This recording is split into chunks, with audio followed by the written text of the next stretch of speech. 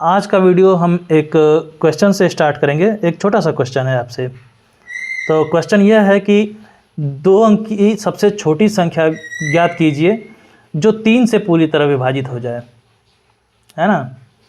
इसको कैसे करेंगे आप एक बार वीडियो रोक के अपने तरीके से कर लीजिए, नहीं तो फिर मैं तो बताने जा ही रहा हूँ। ठीक है, देखिए बताते हैं हम इसको कैसे करेंगे। तो 2 अंक की सबसे छोटी संख्या, तो 2 अंक की सबसे छोटी संख्या कौन है? 10 है ना। तो 2 अंक की सबसे छोटी संख्या कौन सी है जो 3 से पूरी तरह विभाजित हो जाए? ठीक है, तो पहले इसमें क्या करेंगे, इस 10 में हम लोग 3 से भाग देकर चेक करेंगे। तो देखिए 3 तरीके 9 है। 10 में से 9 गया 1। ठीक है, ये मैं क्यों बता रहा हूँ, जो पिछला वीडियो था उसमें का लास्ट वाला क्वेश्चन जिनको सही से नहीं समझ में आया है अब पक्का समझ में आ जाएगा। देखिए कैसे, इसमें क्या है, ये जो भाजक है ये भागफल है, ये भाज्य है और ये शेष है। तो भाज्य और शेष को हम न डिस्टर्ब करें, सिर्फ भाजक और भागफल पर ध्यान दें। ठीक है, तो इसमें देखिए भाजक है आपका 3 और आपका भागफल है 3, इनका आपस में गुणा कर देंगे तो 3 तरीके क्या आएगा?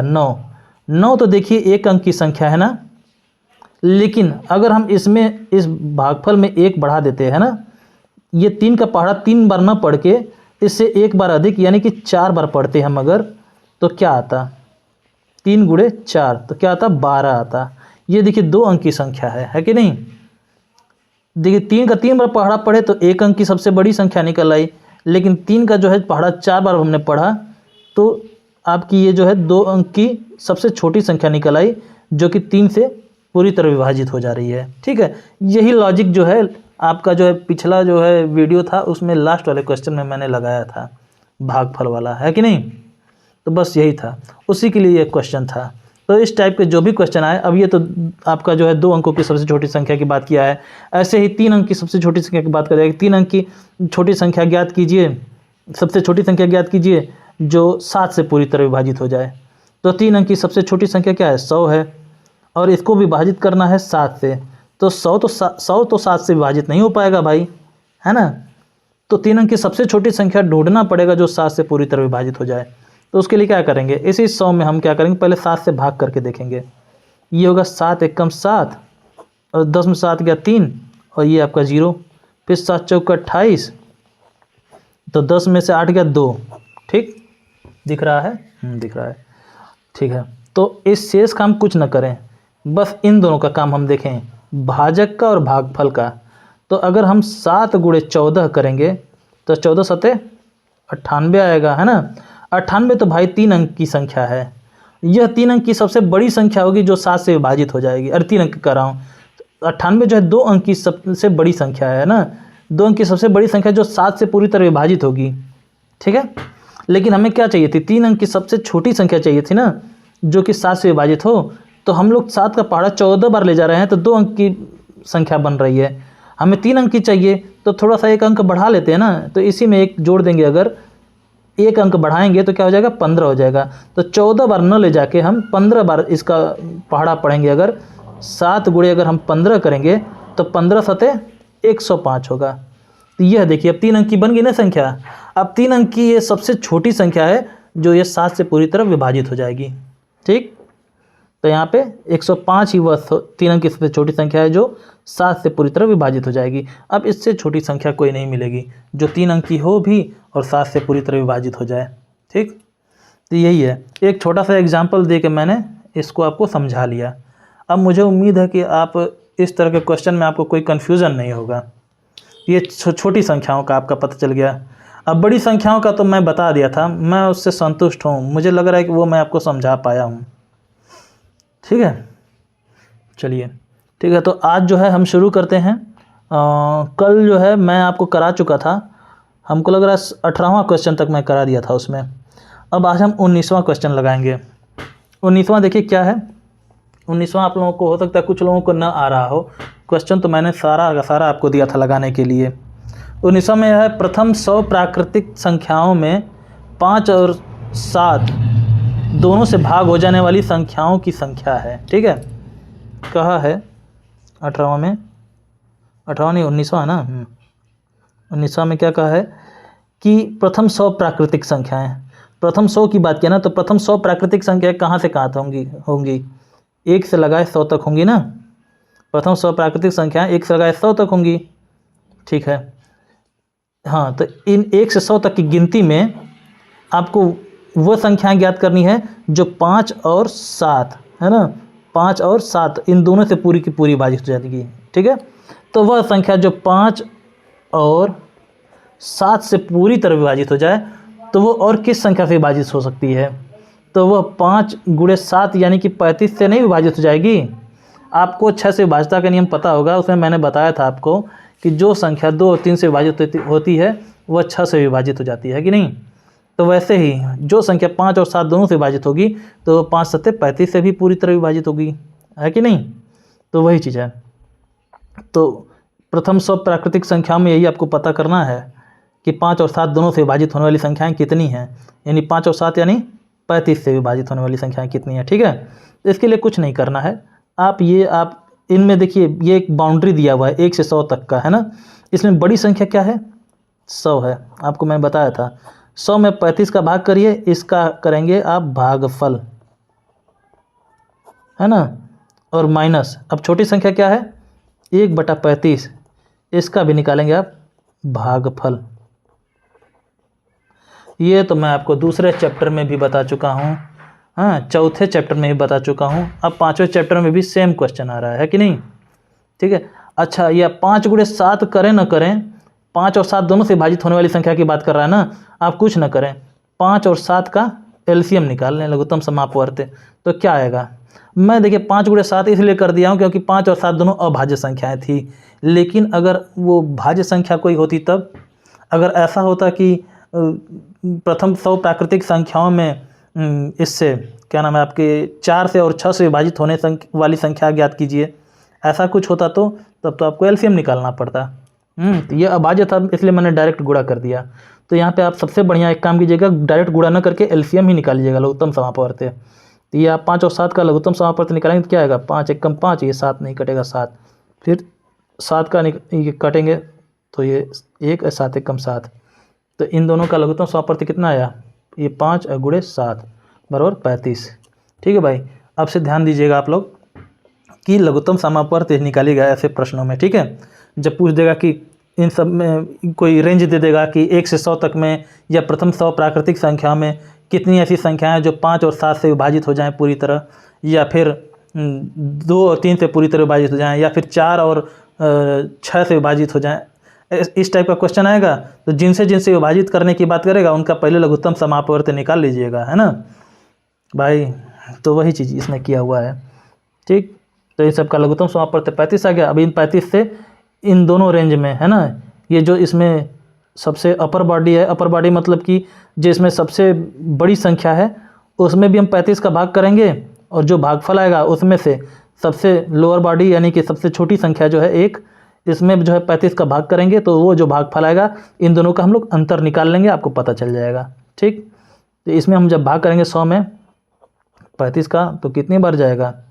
30 या 90, 5 या 15, 105 होगा 3 बार में, तो सिर्फ 2 बार करेंगे। 35 दूनी 70, हासिल बच गया 30। तो शेषफल का हमें कुछ नहीं करना है, शेषफल वैसे भी भाज्य से छोटा है, इसको छोड़ देंगे, हमें पकड़ना है भागफल ना, इनका भागफल 2 आया, माइनस 1/35, तो 1 में 35 से भाग करते हैं। 35 का पढ़ा एक बार पढ़ेंगे तो भाई साहब ये ज़्यादा हो जाएगा, इसलिए सिर्फ 0 बार पढ़ेंगे। 35 जीरियम 0, यहाँ पे 1 शेष बच गया, शेष का कुछ नहीं करना, हमें पकड़ना है भागफल, भागफल यहाँ नोट कर लिया। तो 2 में 0 जाएगा तो कितना हो जाएगा? दोनों भागफल का अंतर निकाल लेते हैं, अंतर यानी घटाना, तो क्या आएगा? 2 आएगा। तो 2 ऐसी संख्याएं हैं जो मतलब प्रथम 100 प्राकृतिक संख्याओं में 2 ही संख्याएं हैं सिर्फ जो 5 और 7 दोनों से विभाजित होंगी, ठीक है। तो वो दोनों संख्याएं जानते हैं कौन कौन सी हैं? एक तो 35 एकम 35 है और दूसरा 35 दूनी 70 है। अब 35 का 3 बार पढ़ा पड़ेंगे तो 105 आ जाएगा, 105 जो है पार चला जाएगा 100 के, है ना, तो इसको हम लोग नहीं लेंगे, सिर्फ इन्हीं दोनों को लेंगे, ठीक है। तो आंसर क्या है? 2 आया है, और आपका ऑप्शन कौन सा सही है? सी है, ठीक है। यही चीज़ था इसमें, तरीका आपको पता लग गया होगा। जब भी ऐसा कोई क्वेश्चन पूछे कि हाँ इतने तक के रेंज में इनसे इनसे विभाजित होने वाली संख्याएं कितनी हैं, तो जो भी संख्या दी रहेंगी 2 या 3 जो भी संख्या दी रहेंगी उनका पहले हम लघुत्तम समापवर्त निकाल लेंगे, फिर जो आएगा उससे हम चेक करेंगे। और इसमें और की बात किया है ना, या की तो बात किया नहीं है। जो दूसरा चैप्टर और चौथा चैप्टर पढ़ेंगे ईमानदारी से, और पहला चैप्टर वो उनको बहुत अच्छे समझ में आएगा, जो लगातार पढ़ते आ रहे हैं, मेरा लेक्चर लेते आ रहे हैं। ठीक है, अब अगला क्वेश्चन क्या है कि प्रथम 200 प्राकृतिक संख्याओं में 3 और 7 दोनों से भाग हो जाने वाली संख्याओं की संख्या क्या है। ये भी सेम वैसे ही है।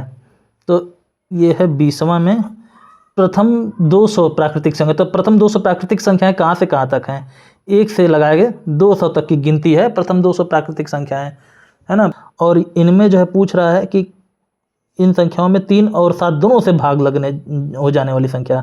तो 3 और 7 इन दोनों से भाग लगने वाली ना, या विभाजित होने वाली संख्या पता करना है आपको। तो कुछ नहीं करेंगे इसमें, पहले तो इन दोनों से भाग लगने वाली संख्या कौन सी होगी, इन दोनों का लघुत्तम समापवर्त। तो इनका लघुत्तम समापवर्त निकाल लेंगे, 3 एकम 3 ये 7, फिर यहाँ पे 7 यहाँ पे 1 ऐसे रहेगा, 7 एकम 7। तो इनका हो जाएगा लघुत्तम समापवर्त 3 गुणे 7 बराबर 21। ठीक है, तो सबसे पहले तो हमने वह छोटी छोटी संख्या ज्ञात कर ली जो 3 और 7 दोनों से विभाजित हो जाए। तो वह संख्या में पता चल गया कि क्या है, 21 है ना। अब देखिए, अब आपको जो है प्रथम 200 प्राकृतिक संख्याओं में पता करना है, यानी 1 से 200 तक की प्राकृतिक संख्याओं में। तो इनमें से जो है जो बड़ी संख्या है वो है आपकी 200। तो उस 200 में पहले हम 21 का भाग करेंगे, और जो भागफल आएगा उसको लेंगे, और फिर इसमें जो सबसे छोटी संख्या है 1, उसमें भी हम 21 का भाग करेंगे, और उसका जो भागफल आएगा उसको लेंगे, और इन दोनों का निकालेंगे हम अंतर यानी घटाएंगे इनका, है ना, अंतर यानी घटाना निकालेंगे। ठीक है, चलिए तो भाई 200 में 21 का भाग कर देते हैं। यहाँ पे 200 में 21 का भाग किया तो 21 एकम ज़्यादा होगा, 21 नवा 9 एकम 9, 9 दूनी 18, 21 दाम में 210 होता है ना। तो ये देखिए 10 में से 9 गया 1, यहाँ पे 9 में से 8 गया 1, और ये 1 में से 1 गया कुछ नहीं, कट गया। तो हम लोगों को भाई शेषफल से तो कोई मतलब नहीं, हमें पकड़ना है भागफल। तो इनका भागफल आया 9, और यहाँ पे माइनस का चिन्ह हो गया। फिर 1/21 भी हम करते हैं, 1 में 21 से भाग करते हैं, 21 से कम 21 ज़्यादा हो जाएगा, 0 वाले जाएंगे, 21 0 में 0। तो यहाँ पर आ गया शेष 1। तो 1 से हमें कोई मतलब नहीं है, हमें पकड़ना है भागफल।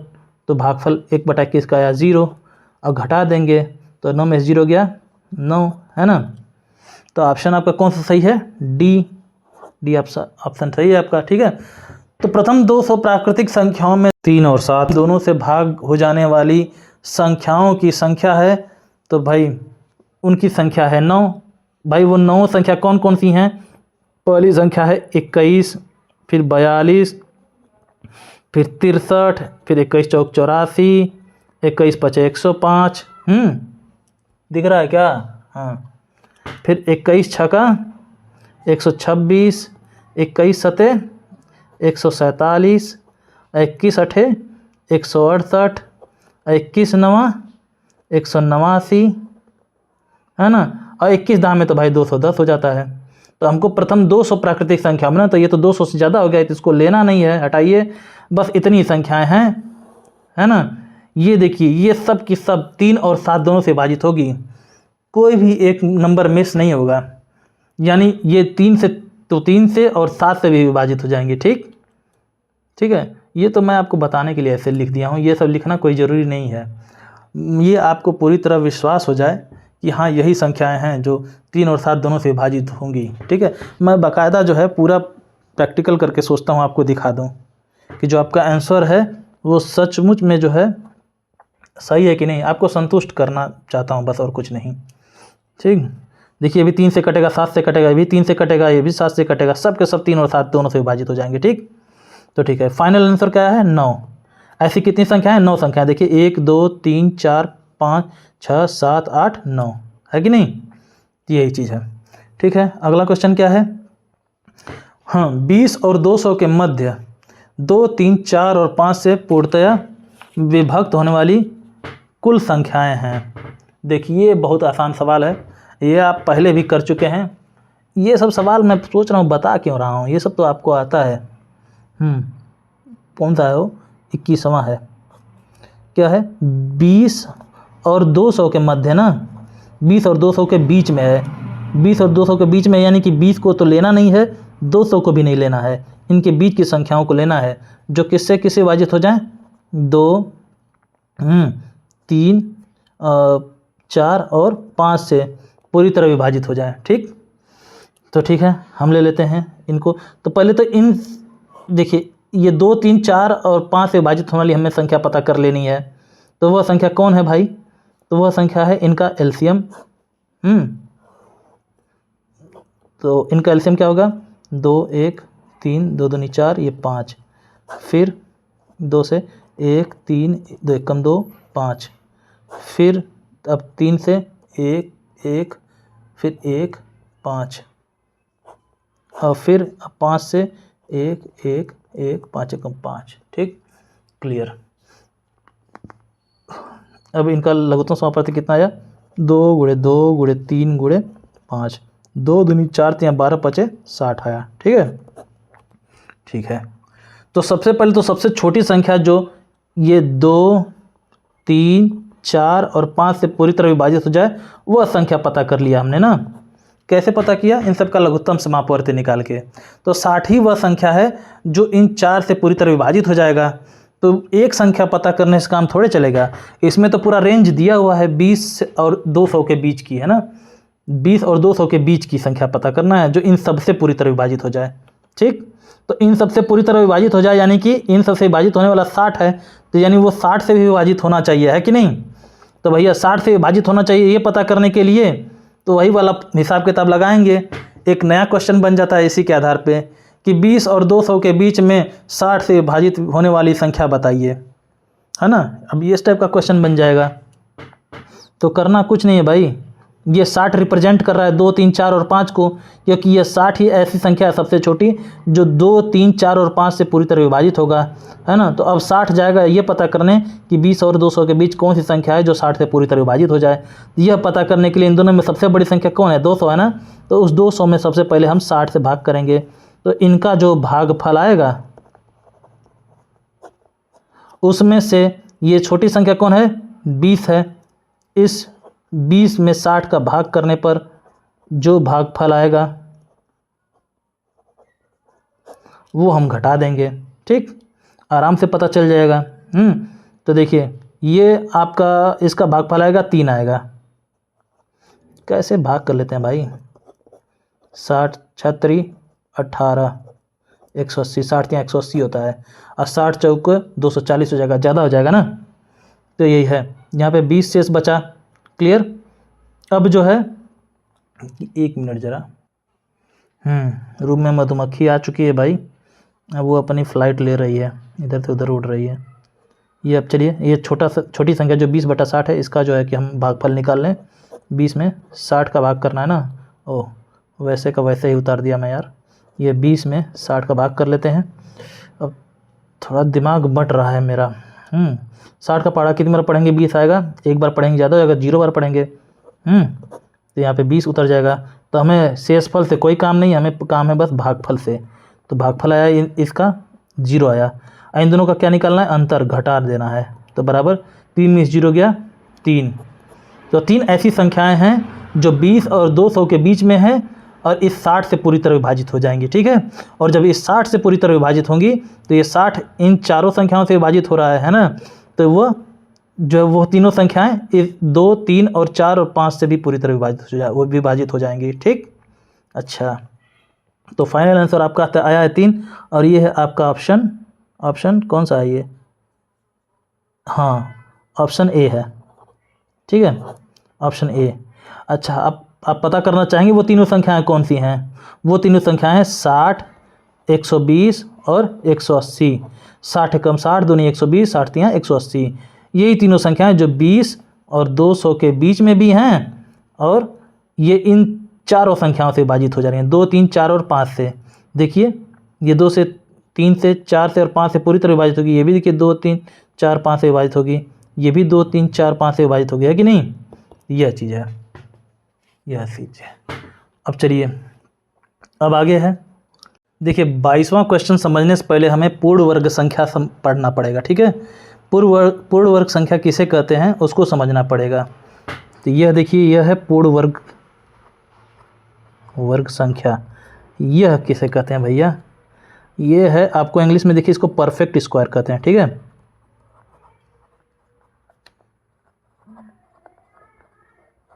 परफेक्ट स्क्वायर किसे कहते हैं? परफेक्ट स्क्वायर या पूर्ण वर्ग। तो देखिए, वह संख्या जो किसी भी संख्या का, किसी भी पूर्ण वर्ग संख्या का पूर्ण वर्ग हो, है ना, या किसी भी संख्या का, किसी भी प्राकृतिक या पूर्ण संख्या का वर्ग करने पर जो संख्या प्राप्त हुई हो, वह संख्या पूर्ण वर्ग संख्या कहलाती है। ठीक है, या फिर ऐसे भी कह सकते हैं, कोई ऐसी संख्या जो किसी पूर्णांक का, है ना, पूर्णांक का वर्ग करने पर प्राप्त हुई हो, वह संख्या पूर्ण वर्ग संख्या होती है।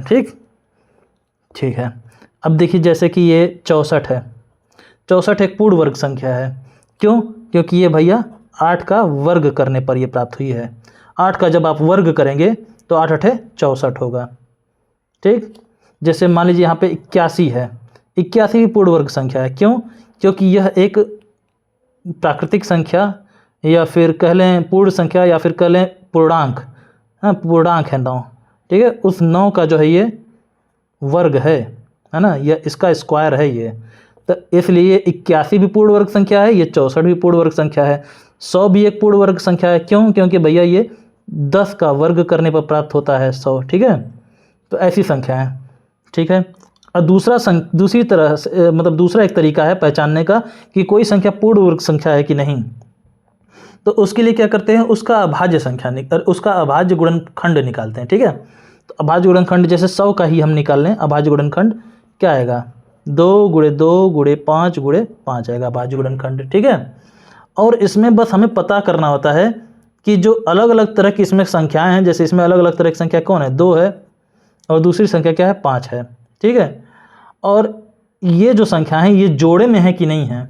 तो 2 ये जो है, ये देखिए इसमें जोड़े में है कि नहीं है, कोई अकेला तो नहीं बच रहा है, यही पता करना होता है। तो देखिए 2 जोड़े में है। जोड़े में मतलब कि एक जोड़े में 2 चीज़ें होती हैं। जैसे आपके पास है एक जोड़ी चप्पल, है ना, एक जोड़ी हाथ भी है। एक जोड़ी चप्पल में आप जब वो चप्पल खरीद के लाते हैं तो एक जोड़ी लाते हैं, तो एक जोड़ी चप्पल में आपके पास 2 चप्पल होते हैं ना, क्योंकि दोनों पैरों में चप्पल पहनना है। ऐसा थोड़ा है कि एक पैर में पहन के आप घूमेंगे बाजार में, बेइज्जती हो जाएगी आपकी ना। तो वैसे ही एक जोड़ी में हमेशा 2 सामान होते हैं। ठीक, तो ऐसे ही ये एक जोड़े में हो संख्याएं। जैसे देखिए 5 भी देखिए जोड़े में है कि नहीं? तो यही चीज़ है, इसमें संख्याएं जो होती हैं इनके अभाज्य गुणनखंडों में वो जोड़े में होती हैं। अभी तो इसलिए ये जो है परफेक्ट स्क्वायर है या पूर्ण वर्ग संख्याएं हैं, है ना। अभी देखिए आप ये 64 का भी जो है अभाज्य गुणनखंड निकालेंगे तो क्या आएगा? 2 × 2 2 दूनी 4 दूनी 8 दूनी 16 दूनी 32 दूनी 64, ये आया। और इसमें देखिए ये इसके अभाज्य गुणनखंड हैं, है ना। ये भी देखिए इसमें जो संख्याएं हैं ये सिर्फ 2 ही 2 हैं, लेकिन ये सारी की सारी संख्याएं आपस में जोड़े में हैं। ठीक, अच्छा अभी देखिए ये आपका 144 हो गया। 144 का अभाज्य गुणनखंड निकाल लेते हैं। 2 से कटेगा कितने में? 2 7 14, 2 दूनी 4 72 बार में। ये 72 भी 2 से कटेगा 36 बार में।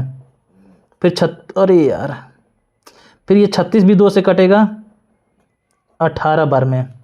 फिर 18 भी 2 से कटेगा 9 बार में, और 9 कटेगा 3 से 3 बार में। मुझे ये इमेजिन करना था, अपने दिमाग में रखना था, मैं इसी पे लिख दिया। ठीक है, गलती मुझसे हुई। तो देखिए, तो अब देखिए ये जो है इसके अभाज्य गुणनखंड है। देखिए कैसे? 2 दूनी 4 दूनी 8 दूनी 16 और 16 3 तरीके 9, 16 9 144 होता है। ठीक है, तो अब इसमें देखिए ये संख्याएं जोड़े में हैं। देखिए ये 2 जोड़े में है, ये भी देखिए 2 जोड़े में है, ये 3 जोड़े में है। ठीक, अच्छा अभी मैं आपको एक क्वेश्चन दे दूं कि ये बताइए कि ये जो संख्या 120 है ये परफेक्ट स्क्वायर है कि नहीं, ये पूर्ण वर्ग संख्या है कि नहीं। तो आप इसको कैसे पता करेंगे? सबसे पहले इसका अभाज्य गुणनखंड आप निकालेंगे, है ना। तो 2 से 60 बार ये कटेगा, और 60 फिर 2 से कटेगा कितनी बार? 30 बार, और 30 भी 2 से कटेगा कितनी बार कटेगा? 15 बार, और फिर 15 2 से तो नहीं कटेगा, 3 से कटेगा, 3 से 5 बार। मैं ऐसे ही निकालता हूँ अभाज्य गुणनखंड, अपने मन में संख्याएं रख रख के चेक करते रहता हूँ किस किस से कटेगा, और उससे काटते जाता हूँ और अगली संख्या जो है वो अपने मन में फिर रखता हूँ। ठीक है, इससे कैलकुलेशन थोड़ा ठीक हो जाएगा, दिमाग पे जोर पड़ेगा ना, दिमाग की प्रैक्टिस होगी अच्छी।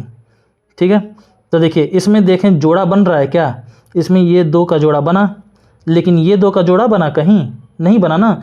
आप कहेंगे इससे बन रहा है, तो नहीं भैया, ये अपना जोड़ा बना चुका है इसके साथ, है ना, ये दोनों आपस में जोड़े हैं। ये अकेला पढ़ रहा है, ये भी अकेला पढ़ रहा है, ये भी अकेला पढ़ रहा है कि नहीं, ये सब अकेले पढ़ जा रहा है ना। अच्छा, लेकिन अगर इनमें ना, अगर इसमें एक और 2 का गुणा होता तो ये इसके साथ जोड़ा बना लेता अपना, है ना। अगर इसमें एक और 3 का गुणा होता, इसमें यहीं कहीं साइड में, तो ये 3 के साथ जोड़ा बना लेता। और अगर इसमें जो है 5 का एक और गुणा होता तो वो इस 5 के साथ जोड़ा बना लेता, तो ये एक पूर्ण वर्ग संख्या बन जाती है ना। लेकिन बन नहीं पाई क्योंकि भाई इनका जोड़ा था ही नहीं इसमें, है कि नहीं। तो इसी टाइप का क्वेश्चन है ये, क्वेश्चन नंबर 22वां। ठीक है, अच्छा अभी निकालते हैं उसको। ठीक, अच्छा ये तो आप ये पूर्ण वर्ग संख्याएं पहचानना जान गए होंगे, कैसे उनका अभाज्य गुणनखंड निकालते हैं और उसमें जोड़ा बनाते हैं। तो जोड़ा बन गया, सारी संख्याओं का जोड़ा अगर बन गया तब तो वो पूर्ण वर्ग संख्या है, और जोड़ा नहीं बना, जैसे 120 में ये जोड़ा नहीं बना था, तो भाई ये पूर्ण वर्ग संख्या नहीं है ना। और एक एग्जाम्पल ले लें, चलिए आप बताइए 48 पूर्ण वर्ग संख्या है कि नहीं, देखते हैं। 2 से 24 बार में जाएगा, और 24 2 से जाएगा कितनी बार में, 12 बार में। 12 फिर 2 से जाएगा कितनी बार में, 6 बार में। और 6 फिर 2 से जाएगा 3 बार में, 3। ठीक, तो 2 दूनी 4, दूनी 8, दूनी 16, 16 तियाँ 48। ठीक है, तो देखिए इसमें 2 का जोड़ा बन रहा है, इस 2 का भी जोड़ा बन रहा है इस 2 के साथ, है ना। लेकिन ये 3 अकेले पड़ जा रहा है कि नहीं। ठीक, अगर इस 3 का जोड़ा अगर बन जाता, कोई यहाँ पे गुणे 3 ऐसे मान लीजिए लिख दिया था, गुणे 3 ऐसे लिखा होता, तो ये इसके साथ जोड़ा बन जाता है कि नहीं इसका, तो फिर एक पूर्ण वर्ग संख्या बन जाती। लेकिन अगर इसमें इस 3 का गुणा होता तो ये 48 ही थोड़े रह जाता, फिर तो वो कोई और संख्या बन जाती है कि नहीं। तो वह संख्या कौन बनती, मान लीजिए अगर यहाँ पे 3 का गुणा होता और इस 3 के साथ उसका जोड़ा बन जाता, तो वह संख्या कौन होती, जो पूर्ण वर्ग संख्या होती। पता करते हैं जरा, है ना, एक प्रयोग हम बस कर रहे हैं आपको, आपके साथ, है ना। तो देखिए वह संख्या कौन होती, 2 दूनी 4, दूनी 8, दूनी 16, और 16 तियाँ 48, इतने का तो गुणा हुआ तो 48 आया। अगर इसमें जो है 3 का गुणा और होता, अगर 3 का गुणा होता तो क्या होता, 3 अठे 24 को 4 हासिल बचा दी 2, और 3 चौके 12, 12 2 14, 144 वह संख्या होती जो पूर्ण वर्ग संख्या होती है ना। देखिए यहाँ पे है 144 पूर्ण वर्ग संख्या, देखिए ये पूर्ण वर्ग संख्या कि नहीं, इसमें 2 का जोड़ा इसे बन जा रहा है कि नहीं। तो वही है, तो यानी ये 48 में, ये अब 48 के अभाज्य गुणनखंड है ना, इसमें 3 का जोड़ा नहीं बन रहा था। अगर इस 3 में एक और 3 का गुणा कर देते, यानी कि इस 48 में सिर्फ एक 3 का गुणा हमें करना था इसको पूर्ण वर्ग बनाने के लिए, है ना। ठीक है, तो ये पूर्ण वर्ग बन जाता, पक्का बन जाता है कि नहीं। ये 144 पता है किसका वर्ग है, 12 का वर्ग है। 12 का स्क्वायर जब आप निकालेंगे तो 144 आएगा। ठीक है, चलिए तो अब क्वेश्चन नंबर 22वां पे आते हैं। क्या कहा है इसमें, वह सबसे छोटी पूर्ण वर्ग संख्या निकालिए जो 6, 8, 15, 24 से पूरी की पूरी बट जाए। ठीक है, चलिए निकालते हैं भाई वह छोटी से छोटी संख्या। तो छोटी से छोटी पूर्ण वर्ग संख्या चाहिए ना, पूर्ण वर्ग चाहिए आपको। ठीक है, जो किससे विभाजित हो जाए, 6, 8, 15 और 24 से पूरी पूरी बट जाए, पूरी की पूरी बट जाए, यानी पूरी पूरी विभाजित हो जाए। जो बटना होता है ना, बटना होता है, इसको हम कहते हैं डिवाइड होना। ठीक है, और इंग्लिश मीडियम वाले जानते हैं कि डिवाइड क्या होता है। डिवाइड करना यानी कि भाग करना, है ना। ठीक है, तो यही चीज़ है। तो बटना यानी डिवाइड होना, डिवाइड होना यानी कि भाग होना।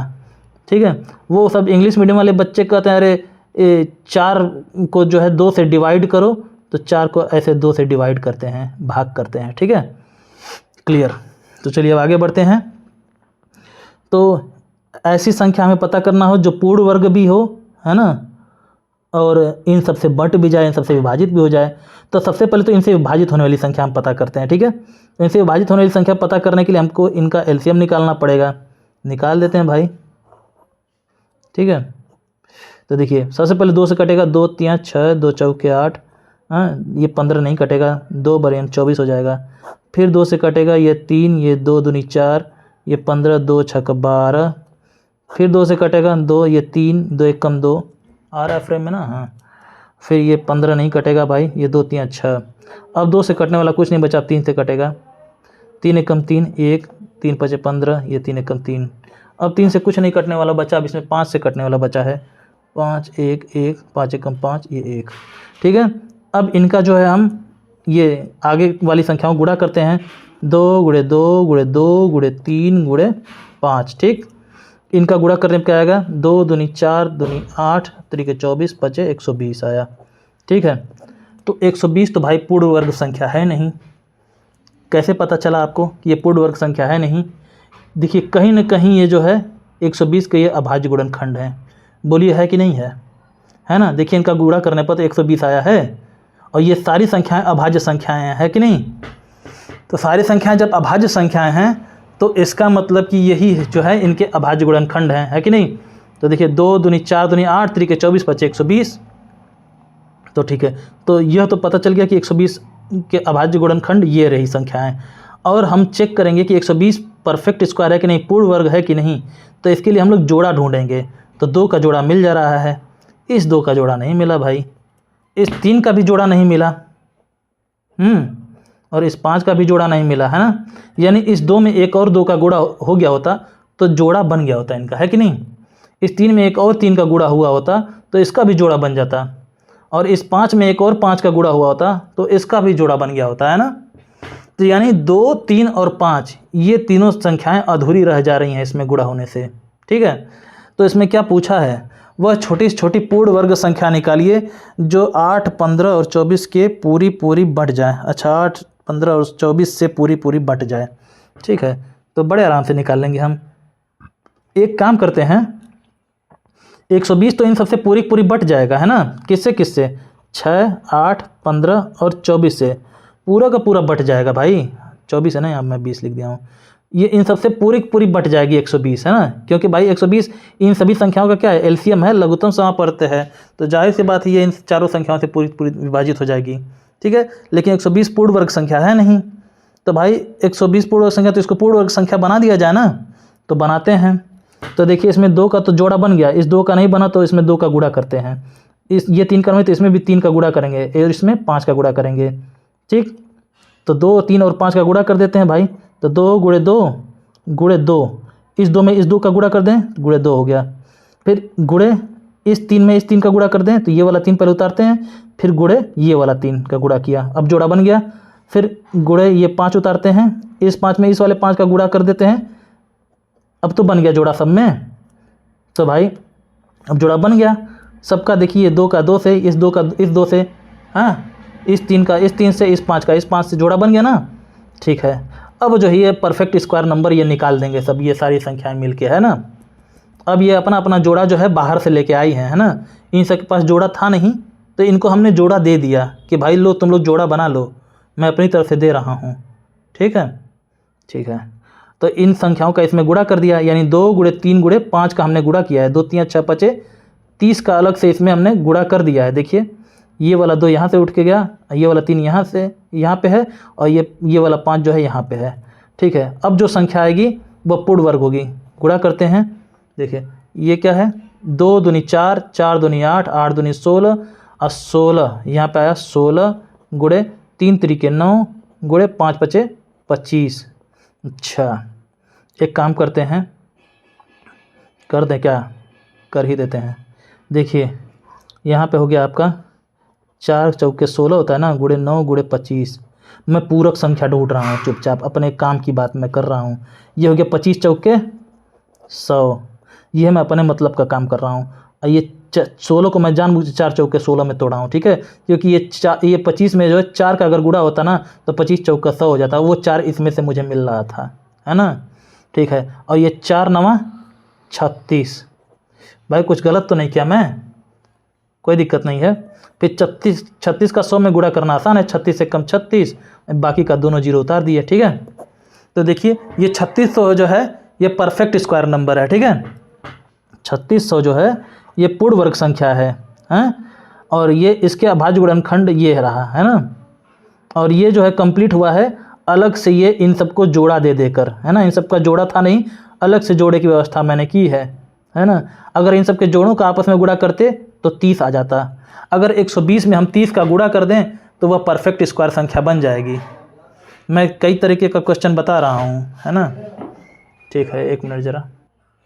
तो देखिए इतना तो क्लियर हो गया कि 3600 पूर्ण वर्ग संख्या है ना। अब वह पूर्ण वर्ग संख्या क्या किया है मैंने, ये 120 के अभाज्य गुणनखंड में कुछ संख्याओं का गुणा करके मैंने प्राप्त कर लिया है। ठीक है, तो ठीक है, तो 120 में कुछ छेड़छाड़ नहीं किया, 120 में कुछ संख्याओं का गुणा ही किया है। तो यानी कि ये 3600 जो है ये 120 से पूरी तरह विभाजित होगी, और जब 36 120 से पूरी तरह विभाजित होगी तो 120 जो है 6, 8, 15 और 24 से पूरी तरह विभाजित हो रहा है, यानी कि 3600 इन ये चारों संख्याओं से भी पूरी तरह विभाजित होगी, जो कि एक पूर्ण वर्ग संख्या है। तो 36 देखिए आपके 3600 आपके ऑप्शन में कोई है, ऑप्शन बी है, तो ऑप्शन बी आपका सही होगा। ठीक, अब देखिए मुझे नहीं लग रहा कि कोई ऐसा ही होगा बच्चा कि जिसको ये समझ में ना आए, बहुत आसान सी चीज़ है ये।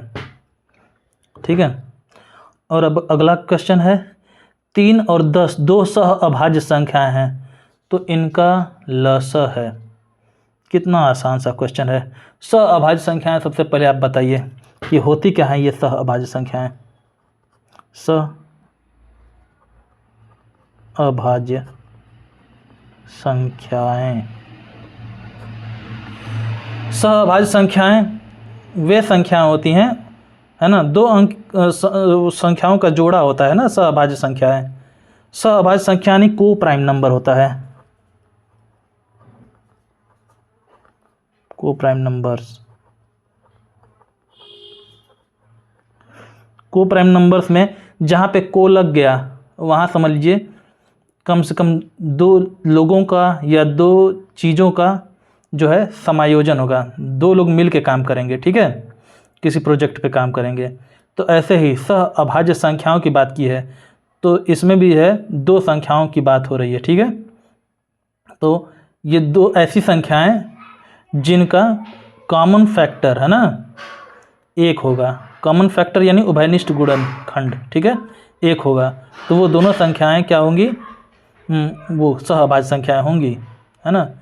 जैसे देखिए 8 और 9 है, 8 और 9, 8 और 9 की जो है कि इनका जो है कि आप गुणनखंड अगर निकालने चलोगे तो क्या होगा, 8 के गुणनखंड 1, 1 अठे 8, 2 चौके 8, यही तो है चारों इसके गुणनखंड। फिर 4 दूनी 8, 8 एकम 8, और 9 का 1 9 9 और 3 तिरिके 9, यही ना गुणनखंड। इन दोनों का जो है उभयनिष्ठ गुणनखंड क्या है, कॉमन फैक्टर क्या है, 1 है। तो इसलिए ये जो है 8 और 9 इनका उभयनिष्ठ गुणनखंड 1 है, इस वजह से ये सह अभाज्य संख्याएं हैं। या यूँ कहें कि इनका महत्तम समापवर्तक, जिन दो संख्याओं का महत्तम समापवर्तक 1 होगा वह संख्याएं सह अभाज्य संख्याएं कहलाती हैं। ठीक है, ठीक है, तो वही है को प्राइम नंबर्स।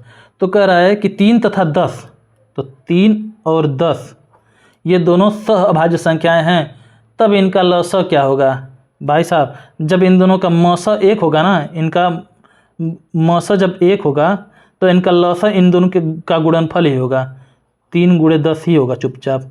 इनका लसह हो जाएगा 3 दहा में 30। ठीक है, नहीं विश्वास है तो इनका निकाल लीजिए लसह ना, ये रहा 3 और ये रहा 10, देख लीजिएगा। ये 2 से ये 3 तो कटेगा ही नहीं, 2 पचे 10, फिर 3 से 3 एकम 3, ये 5, फिर ये 5 से कटेगा, है ना। आ रहा है क्या फ्रेम में, चलिए अब तो आएगा। तो ये 5 से कटेगा, 5 एकम 5, ठीक। ये 2 गुणे 3 गुणे 5, 2 3 6 पचे 30 आया ना। तो वही चीज़ है, दो सह अभाज्य संख्याओं का महत्तम समापवर्तक हमेशा 1 होता है, और लघुत्तम समापवर्तक जब पूछेगा तो उन दोनों संख्याओं का आपस में गुणा कर दीजिए, सीधे सीधे गुणा कर दीजिएगा, तो उनका लघुत्तम समापवर्तक निकल आएगा। ठीक, देखिए महत्तम समापवर्तक हमेशा 1 होता है, यहाँ पे मैंने निकाल के दिखाया है। आप चाहें तो 3 और 10 दोनों सह अभाज्य संख्याएं हैं, तो 3 का गुणनखंड क्या होगा, 1 और 3 होगा, और 10 का गुणनखंड क्या होगा, 1 दहा में 10 और 2 पचे 10 हो गया। ठीक है, तो सच में भाई ये को प्राइम नंबर है सह अभाज्य संख्या, क्योंकि सच में इनका जो है कि उभयनिष्ठ गुणनखंड क्या आ रहा है, 1 आ रहा है, या फिर कॉमन फैक्टर क्या आ रहा है, 1 आ रहा है। तो देखिए इनका जो है महत्तम समापवर्तक भी 1 आएगा, है ना, और लघुत्तम समापवर्त इन्हीं दोनों संख्याओं का आपस में गुणा कर दीजिए, लघुत्तम समापवर्त पता चल जाएगा। ठीक है, तो यही चीज़ है। तो इसमें ऑप्शन बी सही है आपका, है ना, क्लियर। अब जो है जिस प्रश्न का इंतज़ार था वह आ गया। इसमें क्या है, चॉकलेट के 2 ब्रांड 10 व 12 की पैकिंग में उपलब्ध हैं। ठीक, यदि मुझे दोनों ब्रांडों की एक समान संख्या में चॉकलेटें लेनी हैं तो प्रत्येक ब्रांड के कम से कम कितने कितने पैक खरीदने चाहिए। देखिए ये बहुत बढ़िया क्वेश्चन है इसका, है ना। इसको कैसे हम करेंगे, कह रहा है चॉकलेट के 2 ब्रांड हैं। मान लीजिए ब्रांड, पहला ब्रांड है ए और दूसरा ब्रांड है बी। ठीक, और इसमें क्या है, इनकी अलग अलग पैकिंग है। एक जो है 10 की पैकिंग में है, तो एक का जो पैकेट है इसमें 10 चॉकलेट पैक हो रहे हैं। ठीक है, और दूसरे वाले में 12 की पैकिंग है, इसमें जो 12 की पैकिंग है, 12 पैक हो रहे हैं। तो क्या करें, दोनों जो है 10 और 12 की पैकिंग में उपलब्ध हैं। कह रहा है यदि मुझे दोनों ब्रांडों की एक समान संख्या में चॉकलेटें लेनी हों तो इन दोनों ब्रांडों की एक समान संख्या में चॉकलेटें चाहिए इसको। ठीक है, तो दोनों ब्रांडों की एक समान संख्या में आपको अगर चॉकलेट चाहिए भाई, तो वह जो है वह मात्रा कैसे पता चलेगी, वह मात्रा पता चलेगी इनका एलसीएम निकालने से, है ना, लघुत्तम समापवर्त निकालने से। और उसी से ये भी पता चलेगा कि इसमें आगे जो बोला है, तो प्रत्येक ब्रांड के कम से कम कितने कितने पैक खरीदने चाहिए, ये भी पता चल जाएगा। कैसे, मैं बताता हूँ। सबसे पहले तो ये है, इन सब का जो है वो निकाल लेते हैं, एलसीएम निकाल लेते हैं, उससे ये पता चल जाएगा कि वह मात्रा कितनी है कि जो इन दोनों से जो है इन दोनों की पैकिंग में आ जाएगा, है ना। मान लीजिए इसमें एक डब्बे में 10 वो पैक है ना, चॉकलेट पैक हैं, और इसमें एक डब्बे में 12 चॉकलेट पैक हैं, है ना। ये कोई डब्बा फड़वा के इससे बराबरी नहीं करना चाहता है, चाहता तो यहीं पे ये कहते कि भाई दूसरा वाला पैकेट खोल के उसमें से 2 और दे दीजिए, बराबर हो जाएगा, मेरा भी 12 हो जाएगा। ठीक, चाहिए कहता कि भाई आप एक काम कीजिए कि 2 मेरे में से निकाल लीजिए तो 10 हो जाएगा, है ना। लेकिन इसको क्या, किसी पैकेट को डिस्टर्ब नहीं करना है, बिना डिस्टर्ब किए कोई पैकेट फटे नहीं, एकदम पूरा फुल पैकेज रहे और एक समान संख्या चाहिए चॉकलेटों की। तो ऐसे कंडीशन में इनका क्या, एलसीएम निकालते हैं। ठीक है, यानी एक ऐसी संख्या पता करेंगे जिससे ये दोनों की दोनों संख्या विभाजित हो जाएंगी। ठीक है ना। ठीक है, वह पता करते हैं। तो 10 और 12 का एलसीएम क्या आएगा, 60 आना चाहिए, है ना। चलिए देखते हैं। 2 × 5 = 10, 2 × 6 = 12, फिर 2 से ये 5, 2 × 3 = 6, फिर आपका 3, ये 5, 3 × 1 = 3, फिर ये 5, 1 × 5, ये 1। तो आ गया भाई, क्या आ गया, 2 × 2 × 3 × 5, 2 दूनी 4, 3 12 × 5 = 60 आ गया। ठीक है, तो 60 आ गया। ठीक है, तो अब देखिए ये बराबर मात्रा आ गया, ये 60। अब देखिए कैसे पैकेजिंग होगी इसकी, ये 10 से 60 विभाजित हो जाएगा, 12 से भी 60 विभाजित हो जाएगा, है कि नहीं। तो इनको क्या करना है, 60 चॉकलेट टोटल ये मांगे, है ना, 60 चॉकलेट मांगे। जब ये क्या करेंगे, 12 × 5 = 60, तो ये 5 पैकेट चॉकलेट इसका देंगे, और ये 10 × 6 = 60, तो ये 6 पैकेट इसका देंगे, है ना, 10 वाले पैकेजिंग का। ठीक है, इसमें 10 वाले पैकेजिंग के टोटल 6 पैकेट दे देंगे, और ये 12 वाले पैकेजिंग के टोटल 5 पैकेट दे देंगे, तो टोटल लिंक हो जाएगा ना 60। तो वही चीज़ है, इसमें वही काम करना है ना। तो ठीक है, तो ये 10 × 6 = 60, 12 × 5 = 60 हो गया। इसका मतलब समझ रहे हैं आप, यानी कि 10 ये आपका क्या है, 10 वाले पैक जो ये पैकिंग है, 10 वाली जो पैकिंग है, ये ब्रांड ए है ना, तो ये 10 के कितने पैक लेंगे कि ये 60 पैकेट मिलेंगे इनको, 10 के 6 पैक, और ये 12 वाले के 5 पैकेट लेंगे। ये वो लगाया ना इसमें, वो 12 के 5 पैक, है ना। आसान था ना ये, यही चीज़ था, बस यही था इस क्वेश्चन में। ठीक है, 10 के 6 पैक और 12 के 5 पैक, 10 × 6 = 60 और 12 × 5 = 60, है ना। दोनों से देखिए 10 के पैकेजिंग में 60 चॉकलेट इन्होंने ले लिए, है ना, 10 × 6 = 60, 10 के पैकेजिंग वाले जो है 6 पैकेट ले लिए, तो 10 × 6 = 60 चॉकलेट पा गए 10 के पैकेजिंग वाले, और 12 की पैकेजिंग वाले 5 पैकेट इन्होंने ले लिए, तो 12 × 5 = 60 पैकेज, है ना। तो यानी कि मतलब 12 पचे 60 चॉकलेट है, ठीक है। एक पैकेट में अगर 10 पैकेट है तो 10 छक्का 60 चॉकलेट यहाँ पे पा गए आप। अब एक पैकेट में 12 पैकेट है तो 12 पचे 60 चॉकलेट यहाँ पा गए आप, ठीक है। तो चॉकलेट की मात्रा दोनों में बराबर है कि नहीं है, बराबर है ना, बस पैकेट जो है अलग अलग हैं, है ना। तो ये वाला ऑप्शन देखिए कौन सा है आपका, 10 के 6 पैक और 12 के 5 पैक, आपका ऑप्शन बी है। तो बी आपका सही हुआ। तो ठीक है, यही थे जो है ये एलसीएम निकालने से संबंधित प्रश्न, ठीक है। लघुत्तम समापवर्त वाले प्रश्न यही सब थे और इनको मैंने सॉल्व करा दिया। अब अगला टॉपिक होगा ये पावर्स वाला लघुत्तम समापवर्त निकालने का। एक छोटा वीडियो और होगा, बस 4 पार्ट, चौथा पार्ट जा रहा है ना, तो चौथे पार्ट में उसे हम समाप्त करेंगे, ठीक है। तो बस ये वीडियो यहीं पर समाप्त हुआ। अब चौथे पार्ट में हम पावर्स वाला जो है एलसीएम निकालेंगे, फिर उसके बाद महत्तम समापवर्तक शुरू कर देंगे। ठीक, चलिए वीडियो ख़त्म होता है। जय हिंद, जय भारत।